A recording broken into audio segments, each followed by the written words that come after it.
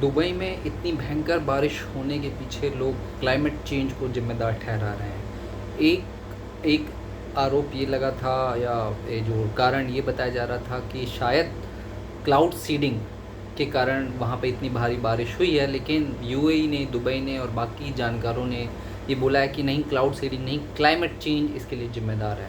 तो ये climate change कैसे अफ़ेक्ट कर रहा है, क्या रीज़न है कि इतनी भयंकर बारिश हुई, जो 1-1.5 साल में इतनी बारिश नहीं होती वो 1-2 दिन में हो गई, तो वो मैं आप लोगों को समझाता हूँ। तो ये कॉन्सेप्ट जो है वो आपने ऑलरेडी एनसीईआरटी में पढ़ रखा है, एब्सोल्यूट ह्यूमिडिटी, रिलेटिव ह्यूमिडिटी इसका, ठीक। तो वो कॉन्सेप्ट प्रैक्टिकल रूप में आप देख रहे हैं कि आखिर हो क्या रहा है। अच्छा, हो क्या रहा है, क्लाइमेट चेंज का मतलब ये है ग्लोबल वार्मिंग। जो ग्लोब है, जो पृथ्वी है, उसका टेम्परेचर जो है वो बढ़ रहा है, धीरे धीरे बढ़ रहा है, ठीक। उस टेम्परेचर के बढ़ने के कारण क्या हो रहा है कि जो एटमॉस्फेयर है वो गर्म हो रहा है, और साथ ही साथ जो वाटर बॉडीज़ हैं जैसे कि ओशन हो गया, जो दुबई यूएई के आसपास है, वो उसमें से गर्म होने के कारण जो वाष्पन है, ठीक है ना, एवोपरेशन है, वो ज़्यादा हो रहा है। तो एवेपोरेशन हो रहा है, बहुत नॉर्मल सा कॉन्सेप्ट है कि कोई चीज़ गर्म होगी तो वो उसमें से पानी भाप बन के ऊपर आएगा, ठीक, वो हो रहा है। दूसरी तरफ हवा गर्म हो रही है, एटमॉस्फेयर गर्म हो रहा है, तो उससे हवा की जो मॉइस्चर होल्डिंग कैपेसिटी है वो बढ़ रही है।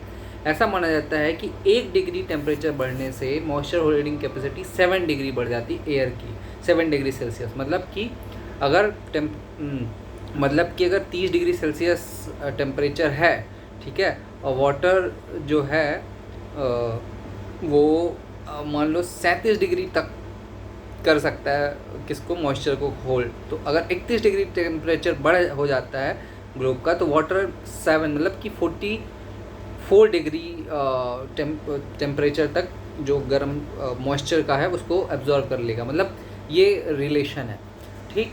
तो ऐसा होने के कारण क्या हो रहा है कि मॉइस्चर होल्डिंग कैपेसिटी बढ़ रही है एयर की, ग्लोबल वार्मिंग के कारण एवोपरेशन होता जा रहा है, कंटिन्यूस सप्लाई बंद आती जा रही है, और जब सैचुरेशन लेवल पर एयर पहुंच जाती है तब फिर भारी बारिश के रूप में पूरा पानी नीचे आ जाता है। और ये एक विशियस साइकिल है ना। पानी आया, ग्लोबल वार्मिंग, क्योंकि टेम्परेचर तो लगातार बढ़ रहा है, टेम्परेचर बढ़ा, फिर से वो एवोपरेट होगा, एवोपरेट होकर वाटर होल्डिंग कैपेसिटी बढ़ने का वाटर उसको मॉइस्चर को रिटेन करेगा, और फिर जैसे सैचुरेट हो जाएगा वैसे पूरा पानी नीचे गिर जाएगा।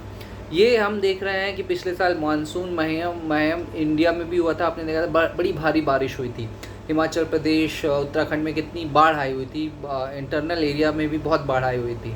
अब दुबई में हम देख रहे हैं, है ना, क्लाइमेट चेंज के कारण हम देख रहे हैं यूरोपियन कंट्री जो मेनली ठंडे प्रदेश हैं वहाँ पे क्या हो रहा है कि बहुत ज़्यादा गर्मी पड़ रही है।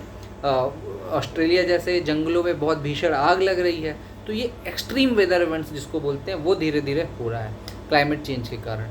तो ये बहुत हमारे लिए चिंता का विषय है। सभी साइंटिस्ट, सभी देश के लोग, बड़े बड़े देशों के लोग मिले हुए हैं इसको सॉल्व करने के लिए, बट कैसे सॉल्व होगा, हमारा क्या कंट्रीब्यूशन हो सकता है, हम सब मिल के कैसे सॉल्व कर सकते हैं, ये एक सोचने वाली बात होगी। तो छोटा सा कॉन्सेप्ट मैंने आपको एक्सप्लेन कर दिया। जो भी अगर आपको वीडियो अच्छा लगे तो इसको कमेंट करके बताइए, और कोई भी प्रॉब्लम हो तो वो भी आप मुझे कमेंट करके सजेशन, फीडबैक कमेंट करके बता सकते हैं। चैनल को सब्सक्राइब कीजिए, वीडियो को लाइक कीजिए, शेयर कीजिए। Thank you very much.